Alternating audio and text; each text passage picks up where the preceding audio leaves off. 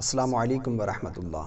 سائل کا سوال ہے کہ کیا شوہر کی شرمگاہ کو چھونے سے عورت پر غسل فرض ہوگا یا نہیں ہوگا؟ یعنی اگر کوئی عورت اپنے شوہر کی شرمگاہ کو چھو لے تو اس صورت میں عورت پر غسل فرض ہوگا یا نہیں، کیا حکم ہے؟ دیکھیں، اس میں دو صورتیں، ایک صورت میں غسل فرض ہوگا، دوسری صورت میں غسل فرض نہیں ہوگا۔ میں دونوں صورتیں انشاءاللہ عز و جل مکمل تفصیل اور وضاحت کے ساتھ آپ کے سامنے بیان کروں گا، لیکن اس سے قبل میں آپ کو یہ بتانا چاہتا ہوں کہ غسل کے فرض ہونے کے کیا اسباب ہیں، کن چیزوں سے غسل فرض ہو جاتا ہے، کون سی چیزیں جن کے ہونے سے غسل لازم ہو جاتا ہے۔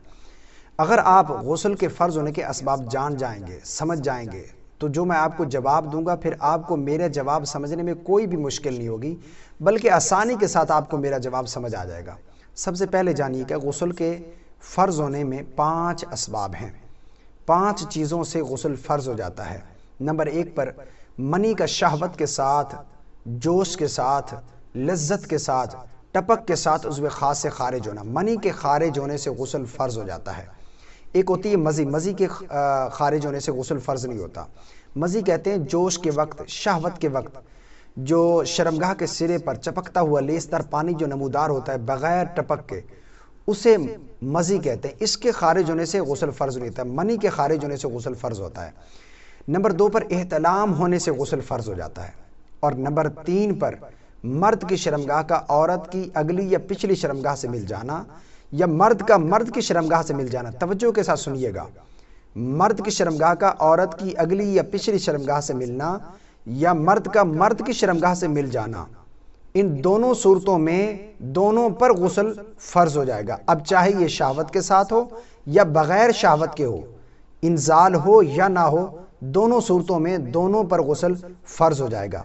نمبر 4 پر حیض سے فارغ ہونا، ایام حیض جو ہوتے ہیں، جیسے ماہواری ختم ہو، جیسے حیض ختم ہوگا تو فوراً سے عورت پر غسل کرنا یہ فرض ہوگا۔ اب یہاں پر بہت ساری اسلامی بہنیں غلط فہمی کا شکار ہوتی ہیں، وہ حیض کے دنوں کو 7 دن سمجھتی ہیں، وہ 7 دن کے بعد ہی پاک ہوں گی، اس سے پہلے پاک نہیں ہو سکتی۔ حالانکہ حیض کی جو شرعی مدت ہے وہ 10 دن ہے، کم سے کم 3 دن اور زیادہ سے زیادہ 10 دن۔